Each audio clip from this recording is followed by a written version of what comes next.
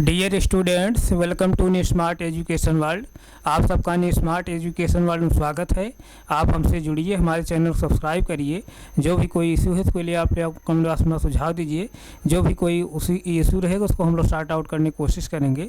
इसके साथ साथ मैं सभी अभिभावकों से भी निवेदन कर रहा हूँ, आप भी हमारे चैनल के माध्यम से जुड़िए। हमारे कंटेंट को आप एनालिसिस करिए।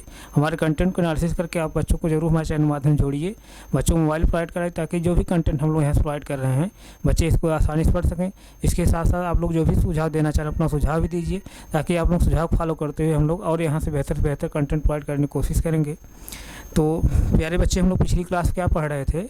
दो चरवाहे रैखिक समीकरण जो हम पढ़ रहे थे, यानी pair of linear equation in two variables, जिसमें हम लोगों ने पिछली क्लास में एक्सरसाइज जो है 3.1 पढ़ रहे हैं। एक्सरसाइज 3.1 में यानी प्रश्नावली 3 जो है, प्रश्नावली 3.1 में हम लोग पहला क्वेश्चन सॉल्व कर रहे थे, जिसको हम लोगों ने काफ़ी जो है सॉल्व किया है। तो इसी के आगे फिर जो है फिर आगे कंटिन्यू कर रहे हैं, क्योंकि पिछली क्लास में जो है बोर्ड पर जगह भी नहीं थी और क्लास भी लंबी होती जा रही थी। इसलिए मैंने कहा था कि जो है कि अगली क्लास में इसको बताएंगे। तो एक बार क्वेश्चन को फिर आप देख लीजिए। एक्सरसाइज जो है 3.1 ओपन कर लीजिए। जो भी बुक आपके पास है उस बुक से जो है 3.1 ओपन कर लीजिए। एनसीईआरटी अगर रखें एनसीईआरटी से नहीं, जो भी बुक आपके पास है।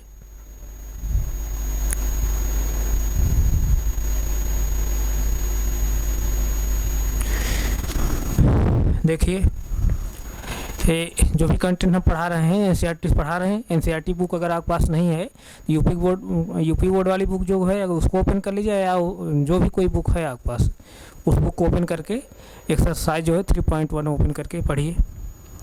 तो जैसे यहाँ पर देखिए, क्वेश्चन जो है, क्वेश्चन नंबर 1 हम लोग पढ़ रहे थे। क्वेश्चन नंबर 1 क्या कह रहा था? आफ्ताब अपनी पुत्री से कहता है कि 7 वर्ष पूर्व मैं तुमसे 7 गुनी आयु का था, अब से 3 वर्ष बाद मैं तुमसे केवल 3 गुना आयु का रह जाऊंगा। क्या यह मनोरंजक है? इस स्थिति को बीजगणितीय एवं ग्राफीय रूपों में व्यक्त कीजिए। यानी हमको जो स्टेटमेंट दिया था ये इक्वेशन के क्वेश्चन के माध्यम से, उसी स्टेटमेंट के माध्यम से यानी प्रश्न के अनुसार जो है हम लोग को उसको जो है अलजेब्रिक जो है निरूपण करना था, यानी अलजेब्रिक रिप्रेजेंटेशन करना था या बीजगणितीय निरूपण करना था। तो बीजगणितीय निरूपण के माध्यम से हम लोगों ने इक्वेशन नंबर 1, इक्वेशन नंबर 2 इस तरह से प्राप्त किए थे। पहला इक्वेशन क्या था? x - 7y + 42 = 0। इस तरह से पहला इक्वेशन हम लोग प्राप्त किए थे। दूसरा इक्वेशन हम लोग को मिला था क्या? x - 3y - 6 = 0 प्राप्त हुआ था। इस तरह से हम लोग बीजगणितीय निरूपण कर लिए थे। अब इसी बीजगणितीय निरूपण का जो दोनों इक्वेशन निकला है, दोनों इक्वेशन को हम लोग क्या बनाना है? ज्यामितीय निरूपण बनाना है, यानी ज्योमेट्रिक जो है रिप्रेजेंटेशन, ज्योमेट्रिक रिप्रेजेंटेशन करना है, यानी ज्यामितीय निरूपण करना है। ज्यामितीय निरूपण मतलब कि दोनों समीकरण के माध्यम से हमको ग्राफ बनाना है। तो दोनों समीकरण के माध्यम से जब हम लोग ग्राफ बनाएंगे, तो मैं बताया था कि दो चरवाहे रैखिक समीकरण को, किसी भी दो चरवाहे रैखिक समीकरण को जब हम इसका ग्राफ बनाएंगे तो उस दो चरवाहे रैखिक समीकरण का कम से कम जो है हमको 2 सलूशन पता होना चाहिए। तो 2 सलूशन हम लोग कैसे निकालेंगे, ये सब पिछली क्लास से ही मैं बताते हुए आ रहा हूँ क्या प्रोसेस है निकालने का। तो दो चरवाहे रैखिक समीकरण को हम लोग वहाँ कोऑर्डिनेट तैयार करेंगे। जैसे x = 0 करेंगे तो y कुछ वैल्यू निकलेगी, y = 0 करेंगे x कुछ वैल्यू निकलेगी। इस तरह से तमाम कोऑर्डिनेट प्राप्त करेंगे और उन कोऑर्डिनेट जो है इक्वेशन पुट करेंगे। अगर जो कोऑर्डिनेट जो है इक्वेशन के सेटिस्फाई करेगा, यानी कोऑर्डिनेट को जो है इक्वेशन में x और y पोजीशन रखने पर बाएं पक्ष दाएं पक्ष समान होगा, तब जो कोऑर्डिनेट के रखने पर जो है इक्वेशन सेटिस्फाई हो रहा है, यानी इक्वेशन का मान बाएं पक्ष दाएं पक्ष समान हो रहा है, वो कोऑर्डिनेट क्या होंगे? इस इक्वेशन सोल्यूशन होंगे। तो इस तरह से हम लोग इक्वेशन 1 के माध्यम से तमाम कोऑर्डिनेट निकाले हैं। जैसे पहला कोऑर्डिनेट हम लोग क्या निकाले हैं? 0, 6, यानी x = 0, y = 6। फिर एक बार जैसे x = 0 लिए हैं तो y वैल्यू क्या निकल के आई है? y = 6 निकल के आई है। फिर y = जब हम लोग 0 लिए हैं तो x वैल्यू क्या निकल के आई? -42 निकल के आई है। इसी तरह से जैसे x = जब 1 लिए थे, x = जैसे देखिए 1 लिए थे, कोऑर्डिनेट हम लोग छोड़ दिए हैं, यहाँ लिखे नहीं है। x = जब हम 1 लिए थे, तो कोऑर्डिनेट क्या मिला था यहाँ पर? 1 और 43/2 7, 43/7 मिला था इस तरह से, 43/7 नहीं, 43 है, 43/7 मिला था। और फिर जब वाई बराबर 1 लिए थे तो वो यस वैल्यू क्या निकला था, -35। तो हम लोग जो है इन दोनों कोऑर्डिनेट को जो है इक्वेशन पुट किया था, तो इक्वेशन का बाएं पास दाएं पास समान हो रहा था। तो इसका मतलब क्या कि इस कोऑर्डिनेट पे जो है अगर इक्वेशन सेटिस्फाई और उसका मतलब ये कोऑर्डिनेट क्या है, इस इक्वेशन सोल्यूशन है। तो हमको किसी भी समीकरण का ग्राफ बनाने के लिए, दो चरवाए रैखिक समीकरण का, किसी भी समीकरण का ग्राफ बनाने के लिए कम से कम हमको 2 सोल्यूशन पता होने चाहिए। तो हमको 2 सोल्यूशन यहाँ पता हो गया है। अब हम लोग 2 सोल्यूशन के माध्यम से जो है समीकरण नंबर 1 के लिए यानी इक्वेशन नंबर 1 के लिए हम लोग क्या करेंगे, ग्राफ बनाएंगे भी। इसी तरह से समीकरण नंबर 2 के लिए भी हम लोग कोऑर्डिनेट निकाल तैयार करेंगे। समीकरण नंबर 2 के लिए जब कोऑर्डिनेट निकाल करेंगे, उन कोऑर्डिनेट को हम लोग समीकरण नंबर पुट करके 2 में पुट करके देखेंगे क्या इक्वेशन जो है इक्वेशन का बाएं पास दाएं पास समान हो रहा है। जिस कोऑर्डिनेट के लिए इक्वेशन का बाएं पास दाएं पास समान होगा समीकरण नंबर 2 का, वो कोऑर्डिनेट क्या होंगे, ये इक्वेशन नंबर 2 क्या होंगे, सोल्यूशन होंगे, हल होंगे। तो अभी हम लोग इक्वेशन नंबर 1 के लिए इतने कोऑर्डिनेट निकाले हैं। इन कोऑर्डिनेट जो है चेक करके हम लोग जो है सोल्यूशन भी प्राप्त कर लिए हैं। इसमें 2 सोल्यूशन हमको मिल गया है। तो इक्वेशन नंबर 1 के लिए हम लोग ग्राफ अब बना सकते हैं क्योंकि 2 सोल्यूशन हमको प्राप्त हो गया है। इसी तरह से हम लोग इक्वेशन नंबर 2 के लिए भी 2 सोल्यूशन कम से कम प्राप्त कर लें, तब जो है तब ग्राफ बनाएं दोनों समीकरण के लिए। तो आइए अब हम लोग जो है समीकरण नंबर 2 के लिए जो है कोऑर्डिनेट को तैयार करते हैं और उन कोऑर्डिनेट जो है इक्वेशन नंबर 2 में रखेंगे और देखें कौन सा कोऑर्डिनेट जो है इक्वेशन सोल्यूशन होता है। तो आप इसको अगर नोट नहीं किए हैं तो आप 10 सेकंड समय दे रहा हूँ मैं, नोट कर लीजिए, नोट करिए, तुरंत नोट करिए। अगर नहीं नोट कर पा रहे हैं आप स्क्रीनशॉट लीजिए, स्क्रीनशॉट लीजिए।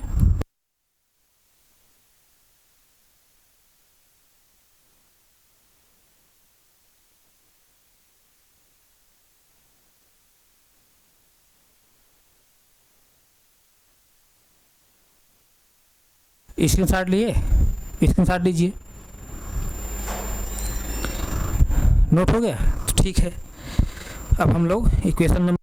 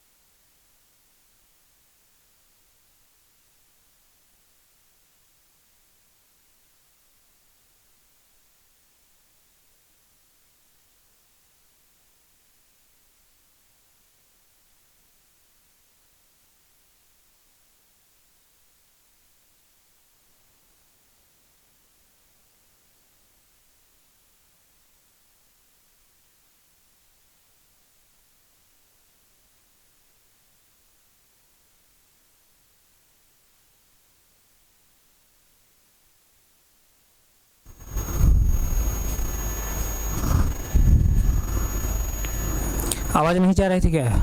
एक मिनट। जैसे देखिए इक्वेशन नंबर 1A है, इक्वेशन नंबर 2A है। इक्वेशन नंबर 1 का जो है हम लोग कोऑर्डिनेट इस तरह से निकाले थे 0 6, मतलब 0 6 पहला कोऑर्डिनेट क्या 0 6 था, दूसरा कोऑर्डिनेट क्या था यहाँ पर -42 और 0 था। फिर जो है अगला कोऑर्डिनेट क्या था 1 और 43/7 था। फिर अगला कोऑर्डिनेट क्या था -35 और 1 था। इस तरह से कोऑर्डिनेट हम लोग इक्वेशन नंबर 1 के लिए कोऑर्डिनेट निकाले थे। इक्वेशन नंबर 1 के लिए इस तरह से कोऑर्डिनेट निकाले थे और इन दोनों कोऑर्डिनेट को हम लोगों ने इक्वेशन नंबर 1 में पुट किया तो इक्वेशन का बाएं पास दाएं पास क्या हो रहा समान हो रहा था। यानी इसलिए ये कोऑर्डिनेट दोनों क्या है इक्वेशन सोल्यूशन है। जब दो सोल्यूशन हमको पता हो गया है, ज़्यादा सोल्यूशन हमको निकालने की जरूरत नहीं है, क्योंकि किसी भी दो चौराहा रैखिक समीकरण का ग्राफ बनाने के लिए हमको सिर्फ दो ही सोल्यूशन हमको चाहिए। दो सोल्यूशन हमको पता हो गया है। यहाँ तक किसी बच्चे को कोई डाउट नहीं? डाउट है तो इस अब जो है समीकरण नंबर 2A है x - 3y - 6 = 0। इक्वेशन नंबर क्या है 2 है। इक्वेशन नंबर 2 के माध्यम से भी हम लोग कोऑर्डिनेट निकालेंगे। अब इक्वेशन नंबर 2 यहाँ पर जैसे मैं लिखा हूँ x - 3y - 6 = 0 में लिखा हूँ। अब यहाँ पर हम क्या करेंगे कोऑर्डिनेट निकालेंगे। अब कोऑर्डिनेट निकालेंगे तो कोऑर्डिनेट निकालने में क्या बताया था कि दो चरवाहे रैखिक समीकरण को आप एक चरवाहे रैखिक समीकरण बदलेंगे। कैसे बदलेंगे? एक बार जो है x बराबर 0 आप रखेंगे तो y कुछ वैल्यू निकलेगी, y बराबर 0 रखेंगे तो s कुछ वैल्यू निकलेगी, s बराबर 1 लेंगे तो y कुछ वैल्यू निकलेगी, y बराबर 1 लेंगे तो s कुछ वैल्यू निकलेगी। इस तरह से हम लोग कोऑर्डिनेट निकालेंगे।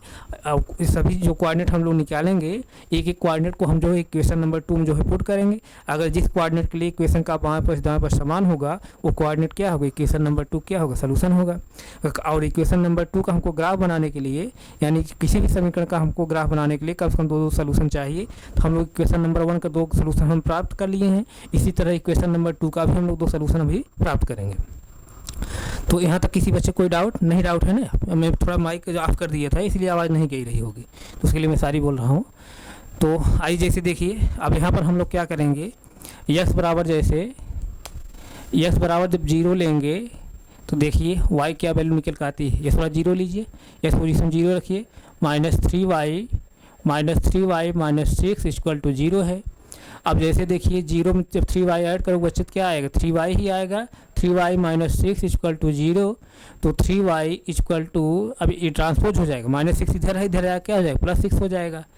तो 3y = 6 तो y = क्या हो जाएगा 6/3। तो y वैल्यू क्या निकल कर आएगी 2। यानी x बराबर 0 लेने पर y वैल्यू क्या निकल कर आ रही है 2। यानी x बराबर 0 तब यानी देन तब y बराबर क्या निकल कर आ रहा है 2। यानी जो कोऑर्डिनेट हमको प्राप्त हो रहा है कौन सा कोऑर्डिनेट प्राप्त हो रहा है 0 और 2, 0 और 2। यहाँ तक किसी बच्चे कोई डाउट नहीं? डाउट। अब हम जो है x बराबर जो है सॉरी अब y बराबर 0 लीजिए, y बराबर 0 लीजिए तब x वैल्यू क्या निकल कर आती है y पोजीशन 0 रखिए। अब जैसे देखिए x बराबर जब 0 में लिया था तो इक्वेशन 1 लीनियर हो गया कि नहीं? ये एक बार रैखिक समीकरण हो गया था ना। x वाला टर्म क्या होगा विलुप्त हो गया, सिर्फ y वाला टर्म बचा है। y वाला टर्म जो है बचा है यानी y वाला चर सिर्फ बचा है। जब y वाला चर सिर्फ बचा है तो हम लोग ट्रांसपोज मेथड यानी पक्षांतर विधि से हम लोग y वैल्यू निकाल ले रहे हैं। अब इसी तरह जैसे y बराबर 0 लेंगे तो y वाला टर्म विलुप्त हो जाएगा, क्या बचेगा x वाला टर्म रहेगा यानी x वाला चर रहेगा। तो x वाले चर को वैल्यू हम लोग निकाल लेंगे। तो जैसे देखिए y बराबर 0 लीजिए, यहाँ इस इक्वेशन में y पोजीशन 0 रखिए तो x - 3 y पोजीशन में 0 रख रहा हूँ -6 = क्या है 0 है। अब x -3 × 0 करें क्या होगा 0 हो जाएगा, -6 = क्या 0। x में से जब 0 घटाएंगे क्या आएगा x ही आएगा। यानी x - 6 = क्या हो जाएगा 0। तो x को हम ट्रांसपोज कर देंगे इधर तो x = क्या हो जाएगा 6। यानी y बराबर 0 लेने पर तब x वैल्यू क्या निकल कर है यानी तब यानी देन x = क्या निकल कर रहा है 6। यानी कोऑर्डिनेट क्या निकला हमको 6 और 0, 6 और 0। इस तरह से हम लोग 2 कोऑर्डिनेट निकाल लिए हैं। अब इन्हीं दोनों कोऑर्डिनेट पहले हम चेक कर ले रहे हैं क्या इस इक्वेशन का सोल्यूशन हो रहा है कि नहीं हो रहा है। ज़्यादा कोऑर्डिनेट हम लोग क्या निकालें, क्यों निकालें? अगर दोनों कोऑर्डिनेट जो हम लोग निकाले हैं अगर इस इक्वेशन सोल्यूशन मिल जा रहा है इसके माध्यम से तो हम लोग जो है ज़्यादा कोऑर्डिनेट निकालने की कोई ज़रूरत ही नहीं है। तो आइए जैसे देखिए इक्वेशन नंबर 2 क्या है x - 3y। इक्वेशन नंबर 2 में लिखा हूँ ऑलरेडी, फिर लिखने की क्या ज़रूरत है। जगह नहीं अभी कम पड़ जाएगी ना। पहला कोऑर्डिनेट क्या है, x बराबर 0, y इक्वल टू क्या है 2 है। रखिए इस इक्वेशन में, इस पोजीशन में 0 रख रहा हूँ, 0 माइनस y पोजीशन क्या 2 into Y, sorry y position क्या 2, 3 into 2, 3 into 2 minus 6 equal to 0। जैसे देखिए यहाँ पर 0, अब 3 इंटू 2 जब करें क्या आएगा 6 आएगा, 6 आएगा। और अब प्लस इंटू माइनस जब करेंगे क्या है, यहाँ प्लस 2 है माइनस है तो क्या आ जाएगा, प्लस इंटू माइनस में माइनस आएगा, -6 इक्वल टू क्या है 0 है। यहाँ तक किसी बच्चे कोई डाउट नहीं, डाउट है ना। इसका मतलब जैसे देखिए 0 में से जब 6 घटाएंगे तो क्या आएगा -6 ही आएगा, -6 इक्वल टू 0। अब देखिए साइन जब सेम है, साइन जब सेम रहेगा तो जुड़ जाता है, साइन वही रहता है, तो साइन सेम है जुड़ जाएगा, यानी 6 क्या हो जाएगा 12 हो जाएगा, साइन वही रहेगा माइनस रहेगा इक्वल टू 0। यानी बाएं पक्ष जो है क्या है -12 है और दाएं पक्ष क्या है 0 है। इसका मतलब क्या है, ये जो कोऑर्डिनेट मैं निकाला हूँ इस कोऑर्डिनेट इक्वेशन क्या है सेटिस्फाइड नहीं हो रहा है, यानी ये कोऑर्डिनेट जो है इक्वेशन सोल्यूशन नहीं है। ये कोऑर्डिनेट जो पहला कोऑर्डिनेट है इक्वेशन सोल्यूशन नहीं है। तब आइए हम लोग और कोऑर्डिनेट दूसरा वाला जो कोऑर्डिनेट है इसको भी चेक कर ले रहे हैं। दूसरा वाला जो कोऑर्डिनेट है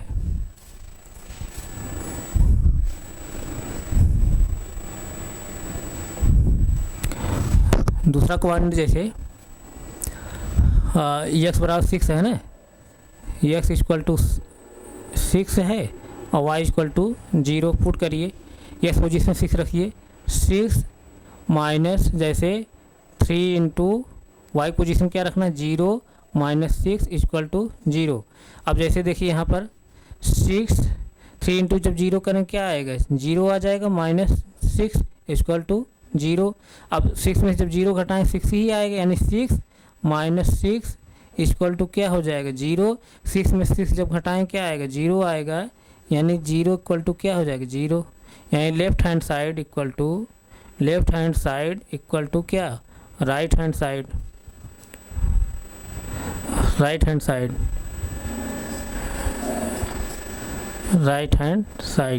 इसका मतलब क्या, x बराबर 6 और y बराबर 0 जो है इस इक्वेशन क्या है सलूशन है।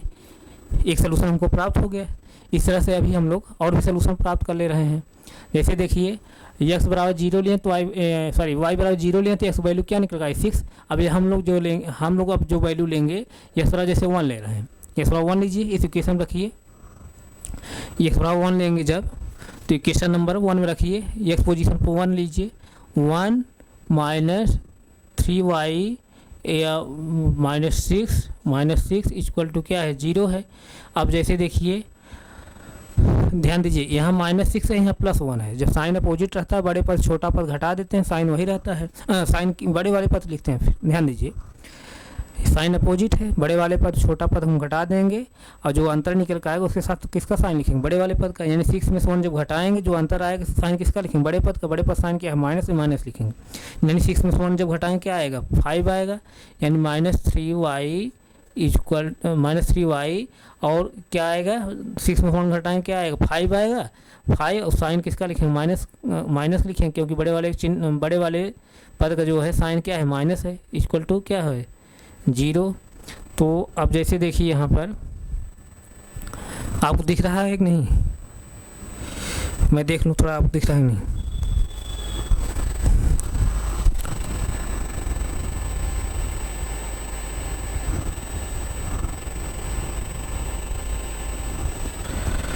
हाँ जैसे देखिए दिख रहा है। तो -3y equal to -3y -5 equal to 0 है। तो -3y यहीं रहने दीजिए, क्योंकि y वैल्यू हमको निकालना है। इसको इधर ट्रांसपोज करें तो क्या हो जाएगा +5 हो जाएगा, यानी -5 इधर है, राइट साइड ले आएंगे पक्षांतर करके तो क्या हो जाएगा +5 हो जाएगा। तो y इक्वल टू क्या हो जाएगा, y इक्वल टू यहाँ से क्या हो जाएगा, y वैल्यू यहाँ से क्या निकल का है, y वैल्यू निकल का है 5/-3, यानी x वैल्यू 1 पे लेने पर तब y वैल्यू क्या निकल का आई, 5/3 -5/3, यानी जो कोऑर्डिनेट प्राप्त हो क्या 1 और -5/3 इस तरह से प्राप्त हुआ है। अब इसको इक्वेशन नंबर जो है हम लोग इक्वेशन नंबर 2 पे जो है पुट कर ले रहे हैं, देखते हैं क्या वैल्यू देता है। इक्वेशन नंबर 2 जैसे क्या है, x - 3y - 6 = 0 है। कोऑर्डिनेट यही हम पुट कर रहे हैं क्या, x = 1, y = क्या -5/3 रखिए। यहाँ पर x पोजीशन 1 रखेंगे 1 -3, y पोजीशन क्या -5/3 -6 = 0। अब जैसे देखिए 1, अब यहाँ 3 ऊपर है, नीचे भी 3 है, 3 कैंसिल हो जाएगा और माइनस इंटू माइनस जब करें क्या हो जाएगा, प्लस हो जाएगा, +5 -6 = 0। अब साइन यहाँ पर देखिए सेम है, +1 +5 साइन सेम है, जुड़ जाएगा, यानी +1 +5 जुड़ के क्या हो जाएगा 6 हो जाएगा, साइन वही रहेगा प्लस का ही, -6 = 0। अब ये +6 है -6 है, यानी जब साइन अपोजिट रहता है घट जाता है, बड़े में छोटा घट जाएगा, साइन किसका लिखते हैं बड़े वाले पद का, तो यहाँ बड़ा कोई नहीं बल्कि 6 में 6 है, जब घटाएं क्या आएगा 0 आ जाएगा, यानी 0 आया, यानी 0 = क्या आया 0 आया, यानी लेफ्ट हैंड साइड इक्वल क्या निकल के आया राइट हैंड साइड। इसका मतलब ये जो कोऑर्डिनेट हम लोग निकाले हैं क्या है, इस इक्वेशन क्या है सोल्यूशन है, इस इक्वेशन का सोल्यूशन है। यही दोनों कोऑर्डिनेट क्या है समीकरण नंबर 2 के सोल्यूशन है। इस तरह से अभी और कोऑर्डिनेट आप निकालेंगे, इसी तरह से आप चाहे जितने कोऑर्डिनेट आप तमाम निकालते जाएंगे तो उन कोऑर्डिनेट में जो है देखेंगे तमाम ऐसे कोऑर्डिनेट होंगे जो इक्वेशन 2 के सोल्यूशन होंगे। तो लेकिन जो है हमको 2 ही सोल्यूशन जानकारी करना है, यानी ग्राफ बनाने के लिए हमको 2 ही सोल्यूशन की आवश्यकता पड़ती है। हम लोग ज़्यादा सोल्यूशन क्यों निकालेंगे, समय आप क्यों बर्बाद करेंगे। अगर 2 सोल्यूशन हमको पता हो तो हम ग्राफ बना लेंगे, तो 2 सोल्यूशन हमको पता हो गया, ज़्यादा कोऑर्डिनेट हमको निकालने की जरूरत नहीं है। क्यों ज़्यादा कोऑर्डिनेट निकल रहे हैं, क्योंकि मैं पिछली क्लास से ही बताते आ रहा हूँ 2 चरवाए रैखिक समीकरण के अनेक या कई हल होते हैं, अनंत हल होते हैं, यानी x और y की तमाम ऐसी वैल्यू निकलेंगी जिस पर इक्वेशन जो है सेटिस्फाई होगा। इक्वेशन 2 भी होगा, इक्वेशन जैसे 1 हम लोग निकाले तो वहाँ भी ऐसे कंडीशन थी। तो हम लोगों को जो है ग्राफ बनाने के लिए सिर्फ जो है 2 ही सोल्यूशन चाहिए। 2 सोल्यूशन हमको पता हो गया तो हमको और सोल्यूशन निकालने की ज़रूरत नहीं है। इस तरह से इक्वेशन नंबर 2 के भी हम लोग को इक्वेशन नंबर 2 के भी जो है 2 सोल्यूशन हम लोग पता हो गए। अब हम लोग ग्राफ बना लेंगे। आप इसको नोट करिए, पहले यहाँ तक नोट करिए। इक्वेशन नंबर 2 के 2 सोल्यूशन पता हो गए ना, इक्वेशन नंबर 2 के भी 2 सोल्यूशन पता हो गए, इक्वेशन नंबर 1 के भी 2 सोल्यूशन पता हो गए। अब दोनों जो है इक्वेशन के माध्यम से हम लोग क्या बनाएंगे, ग्राफ बनाएंगे। पहले आप नोट करिए, इसको तुरंत नोट करिए, नहीं नोट कर पाए आप स्क्रीनशॉट लीजिए, तुरंत नोट करिए।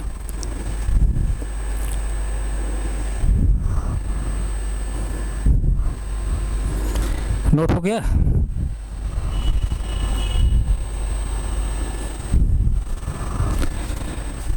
नोट हो गया, नोट करिए 10 सेकंड समय नोट करिए। और नहीं नोट कर पा रहे हैं आप स्क्रीनशॉट तुरंत लीजिए।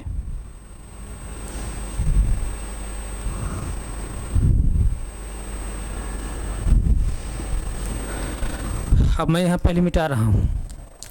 अब जैसे देखिए इक्वेशन नंबर 2 के भी जो 2 सोल्यूशन हैं कौन कौन हैं।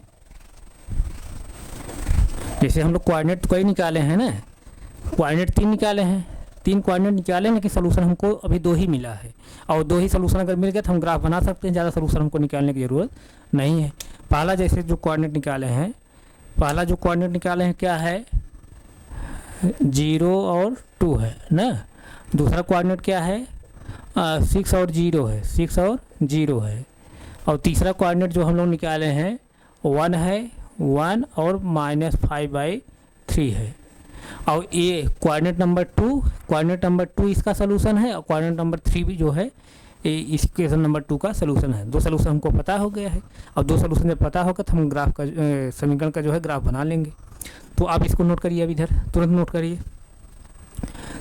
अब हम ग्राफ बनाएंगे। इक्वेशन नंबर 1 इक्वेशन नंबर 2 का हम ग्राफ बनाएंगे। इक्वेशन नंबर 1 का एक सोल्यूशन ए है, एक सोल्यूशन ए है, इक्वेशन नंबर 2 का एक सोल्यूशन ए है, एक सोल्यूशन ए है। नोट कर लिए? तो आइए अब हम लोग जो है ग्राफ बनाएं।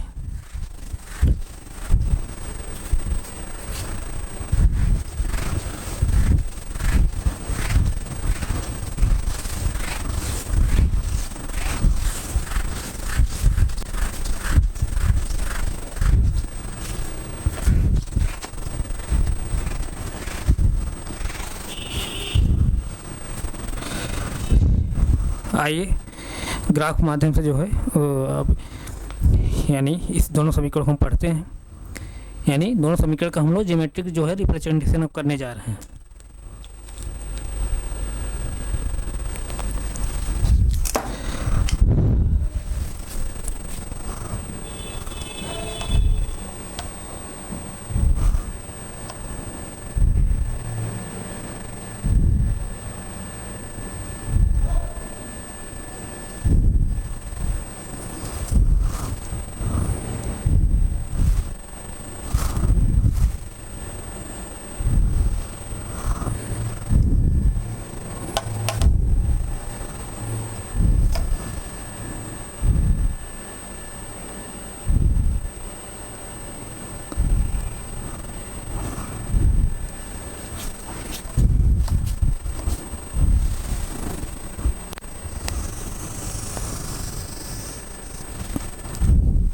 ध्यान दीजिए, बोर्ड पर ध्यान दीजिए आप एकदम।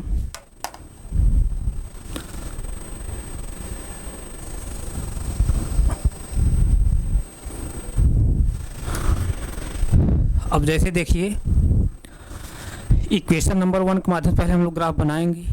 इक्वेशन नंबर 1 का जो है दो सॉल्यूशन क्या है, पहला क्या है 0 और 6 है, यानी जो पहला कोऑर्डिनेट है उसमें क्या है 0 6, यानी भुज कितनी है 0, कोट कितनी है 6 है। तो अब ये क्या होता है, जहाँ क्षैतिज रेखा और ऊर्ध्वाधर रेखाएं यानी हॉरिजॉन्टल लाइन और वर्टिकल लाइन जहाँ एक दूसरे के इंटरसेक्ट करती हैं उसको मैं बता रहा हूँ क्या है मूल बिंदु है। तो मूल बिंदु का जो कोऑर्डिनेट होता है क्या है 0 0 होता है। क्यों होता है, मूल बिंदु जो x अक्ष चली गई दूरी होती है 0 होती है, मूल बिंदु y अक्ष चली गई दूरी क्या होती है 0 होती है, यानी भुज और कोट यहाँ क्या होते हैं 0 0 होते हैं, इसलिए इसका कोऑर्डिनेट क्या होता है 0 0 होता है। ये सब पिछली क्लास में बहुत बता चुका हूँ, उस पर हो जाने की कोई ज़रूरत नहीं है। और जैसे देखिए तो इक्वेशन नंबर 1 का जो पहला सॉल्यूशन है उसका भुज और कोट क्या है 0 6 है, यानी भुज जो है क्या है 0 है, इसका मतलब कहाँ है मूल बिंदु पर ही है, मूल बिंदु पर ही है।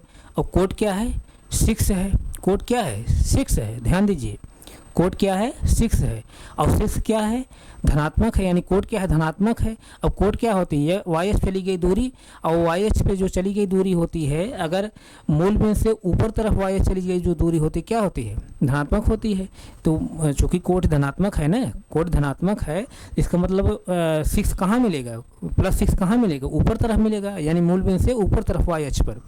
तो अब जो भी हम लोग ले रहे हैं जो दूरी हम लोग यहाँ ले रहे हैं सेंटीमीटर लेंगे। क्यों सेंटीमीटर लेंगे बच्चे, क्योंकि देखिए यहाँ पर -42 है ना, -42 अगर हम इंच में लेंगे, अगर हम इंच में लेंगे, अगर दूरी हम यहाँ इंच में लेंगे तो हमारा बोर्ड जो है और जगह नहीं मिलेगी, दिक्कत हमको होगी, समझ रहे नहीं।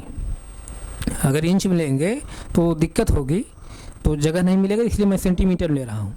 आपको ग्राफ में जो है सेंटीमीटर में ही लीजिए, चाहे जो है इंची में लीजिए, आप ग्राफ में बना है इस तरह से आप जो है सेंटीमीटर, आप ग्राफ में जब बनाएंगे सेंटीमीटर में ही आप साफ ग्राफ बना लेंगे, लेकिन बोर्ड पर जो है आप लोगों को और अच्छा ग्राफ बने, इसलिए मैं जो है पिछले क्लासों से मैं इंच में लेते हुए आ रहा था। तो अब यहाँ पर हम जो दूरी लेंगे किस में लेंगे सेंटीमीटर ले रहे हैं, क्योंकि यहाँ पर जैसे -42 है और इस तरह से, यानी -42 है ना, -42 का अगर हम इंच पे लेंगे तो काफ़ी दूर भागेगा ना, तो इसलिए जो है हम सेंटीमीटर ले रहे हैं। आप जो भी दूरी आप लीजिए अपने मन से, चाहे आप जो यहाँ पे भुज कोट दिया है उसको आप सेंटीमीटर में चाहे लेके चलिए, चाहे जैसे आप इंच में लेके चलिए, जितना बड़ा तो आप जो है यूनिट मान चलेंगे, जैसे इंच में लेंगे तो और अच्छा साफ मिलेगा ग्राफ, सेंटीमीटर में लेंगे तब भी ग्राफ अच्छा मिलेगा, ऐसा नहीं है। तो जैसे देखिए यहाँ पर मैं जो है 6 सेंटीमीटर में चल रहा हूँ ऊपर तरफ, अब ये सब मैं बताया हूँ ना कि आप जब ग्राफ बनाते हैं तो जैसे ये आप इसको करते हैं ना, जैसे एक्स अक्ष पर, जैसे एक्स अक्ष मूल बिंदु दाहिनी तरफ जैसे +1 +2 +3 +4 इस तरह से लेंगे सेंटीमीटर में, फिर माइनस इधर लेंगे, -1 -2 -3 सेंटीमीटर इधर लेंगे, फिर जो है वाई अक्ष पर जो है ऊपर तरफ जो है मूल बिंदु ऊपर तरफ +1 +2 +3 इस तरह से लेंगे दूरी, आप इसको ले लेंगे। फिर नीचे की तरफ जो है मूल बिंदु से वाई एच पर -1 -2 -3 इस तरह से लेंगे आप दूरी सेंटीमीटर में। तो मैं उसको लिखने अब नहीं चाह रहा हूँ, आप लोग ये सब आप जान गए हैं क्योंकि मैं तमाम ग्राफ के माध्यम से आप लोगों को बता दिया। तो आप अपने ग्राफ में ऐसा कर लीजिएगा। अब हम यहाँ जो है इस तरह से हम दूरी ले रहे हैं। जैसे देखिए, ध्यान दीजिएगा, नहीं तो मैं आप लोगों को लेकर दिखा ही दे रहा हूँ। जैसे देखिए,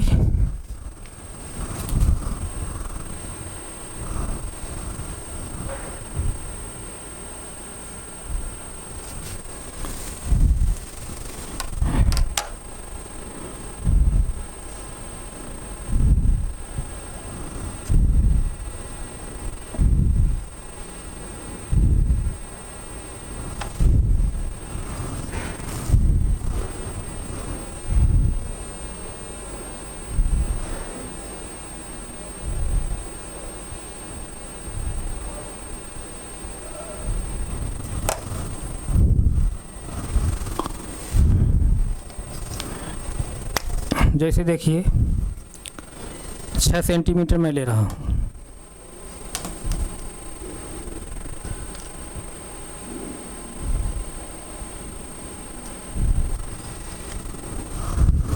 नहीं तो छोटे वाले स्केल से ले लीजिए ना।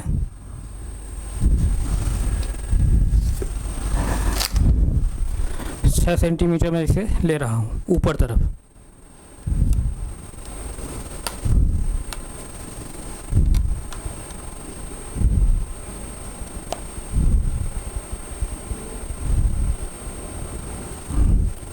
ये 6 सेंटीमीटर है,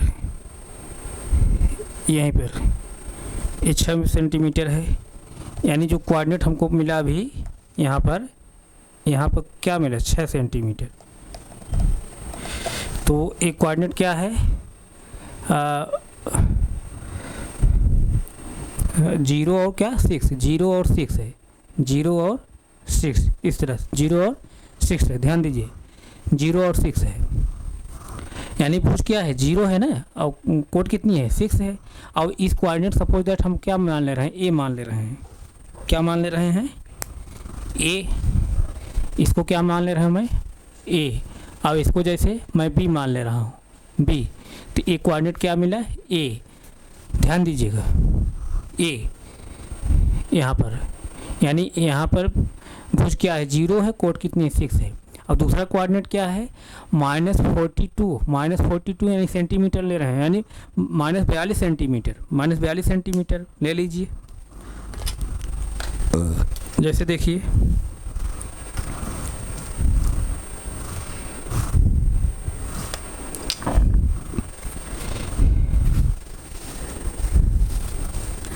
-42 सेंटीमीटर।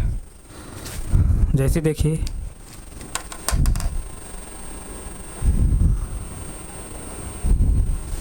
यहाँ पर आएगा, यहाँ पर इसको मैं और लाइन बढ़ा ले रहा हूँ।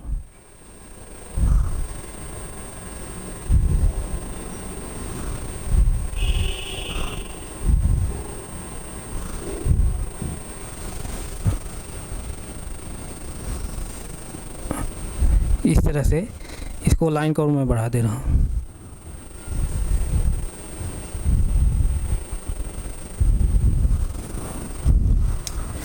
यानी -42 सेंटीमीटर यहीं पा रहा है।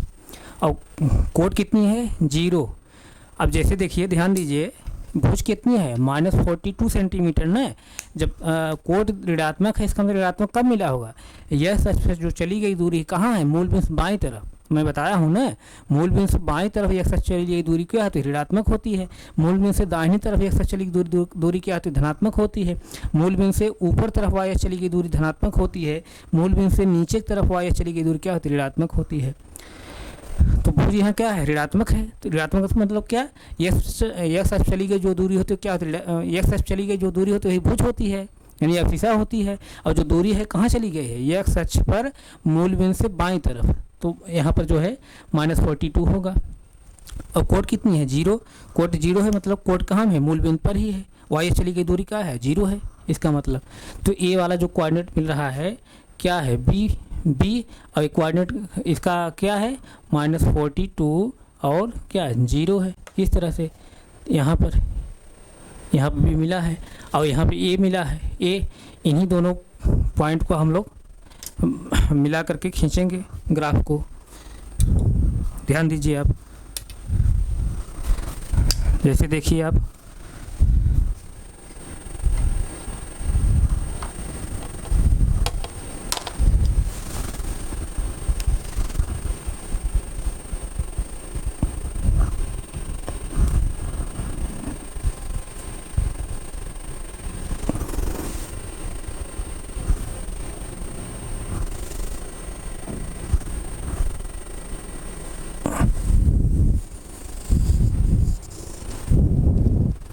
इस तरह से ग्राफ मिल रहा है। इसको थोड़ा मैं बढ़ा दे रहा हूँ, और इस तरह ग्राफ मिल रहा है। यानी ये जो लाइन हमको मिल रही है, क्या मिल रही है, ए और बी मिल रही है। और किस समीकरण के माध्यम से मिल रही है लाइन, रेखा किस समीकरण माध्यम से, पहले समीकरण माध्यम से। पहला समीकरण क्या है, x - 7y और +42 = 0 से, इसके माध्यम से ग्राफ मिल रहा है। अब इसी तरह से समीकरण नंबर 2 से हम लोग ग्राफ बनाएंगे। और समीकरण नंबर 2 जो सलूशन है क्या है, पहला सलूशन क्या है, 6 और 0, यानी जो भुज है क्या है, 6 है। भुज जो है क्या है, 6 है, यानी एक्स अक्ष चली गई जो दूरी है क्या है, 6 है और धनात्मक है। इसका मतलब एक्स अक्ष जो चली गई दूरी कहाँ है, मूल बिंदु से दाहिनी तरफ है। तो मूल बिंदु से 6 जो है सेंटीमीटर हम दाहिनी तरफ लेंगे। और कोण क्या है, 0। कोण कहाँ रहेगी, मूल बिंदु पर ही रहेगी, यानी वाई अक्ष चली गई दूरी है जो है क्या है, 0 है। 0 है इसका मतलब मूल बिंदु पर ही है। यहाँ तक किसी बच्चे कोई डाउट है क्या, नहीं डाउट है। तो आइए हम लोग जो है 6 सेंटीमीटर हम लोग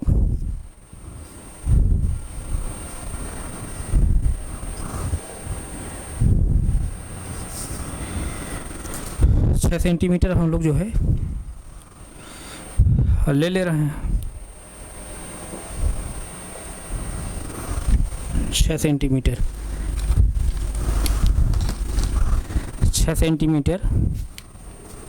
मूल बिंदु से ले रहे हैं।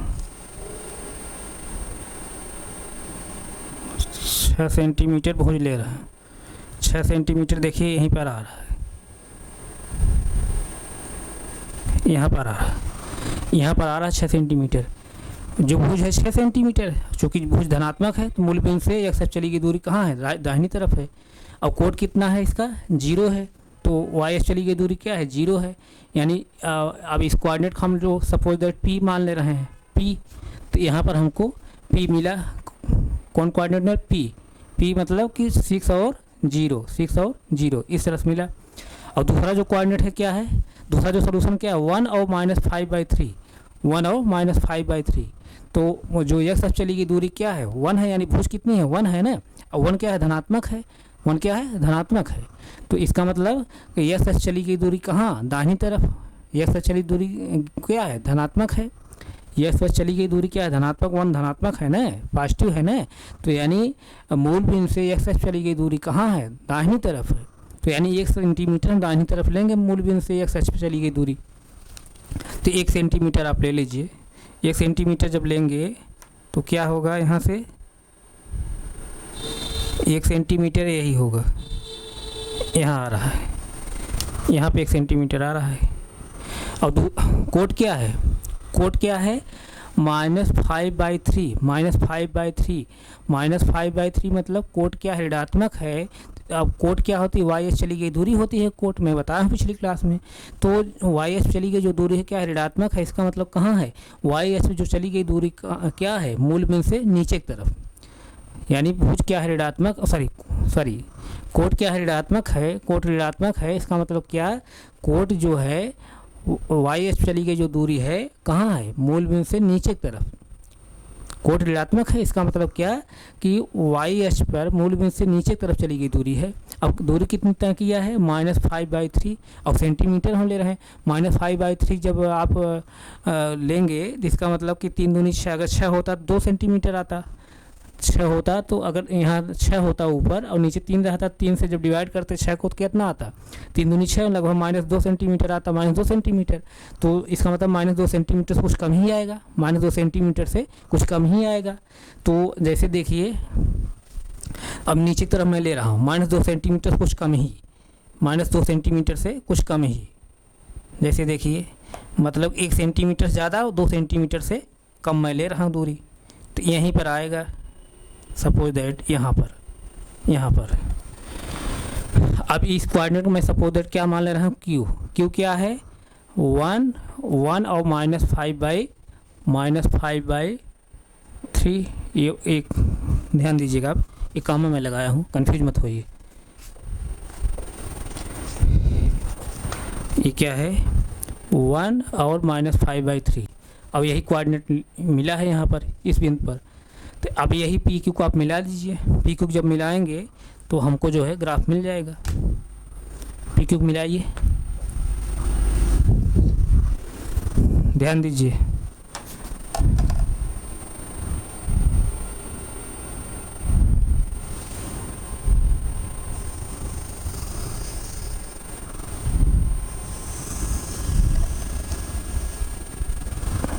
यही इस तरह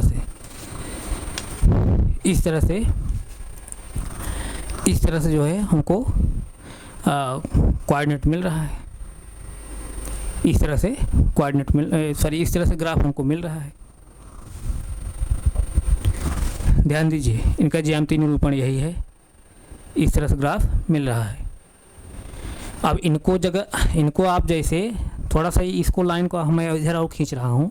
अब इन दोनों जैसे आप बढ़ाएंगे आगे तो इंटरसेक्ट करेंगी। ये समांतर नहीं, ध्यान दीजिए, समांतर नहीं है, क्योंकि आगे आप बढ़ाएंगे तो इंटरसेक्ट अभी करेंगी। मैं दिखा रहा हूँ, इसको मैं बढ़ा दिए और इसको भी मैं बढ़ा दिए।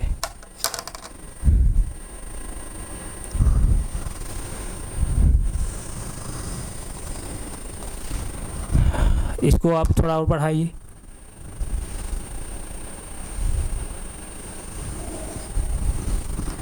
देखिए, ये दोनों लाइनें जो हैं, यानी ए बी रेखा है। ध्यान दीजिए, ये क्या है?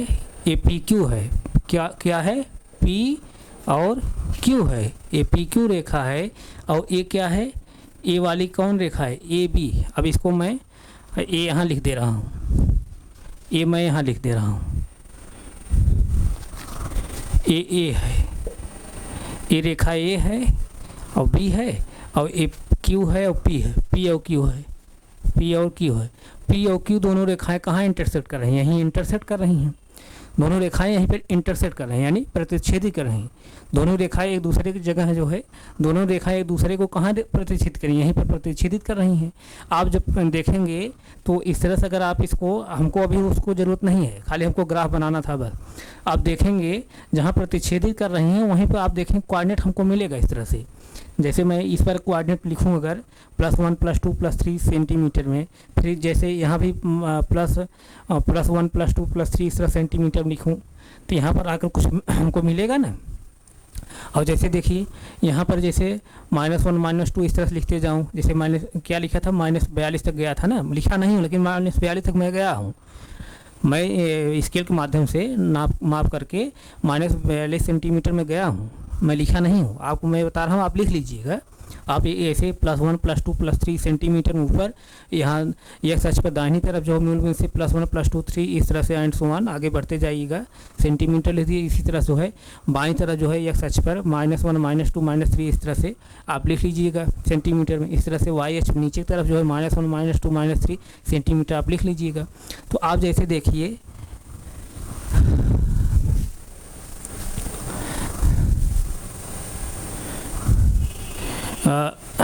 अगर आपको दिखाना मैं चाहूँ दिखा ही दे रहा हूँ। थोड़ा मैं देख लूँ कितना जो है, 1 मिनट।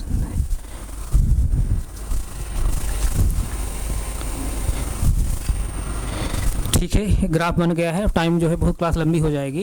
तो इस तरह ग्राफ हमको मिला है, ये दोनों रेखाएं जो इंटरसेक्ट कर रही हैं हमको कोई कोऑर्डिनेट मिलेगा, और जो कोऑर्डिनेट मिलेगा यही दोनों इक्वेशन का समीकरण नंबर 1 समीकरण नंबर 2 क्या होगा, सलूशन होगा। तो इस तरह से equation number 1 equation number 2 graph है। तो हम यहीं तक रख रहे हैं बच्चे, आगे फिर कंटिन्यू करें। Thank you so much.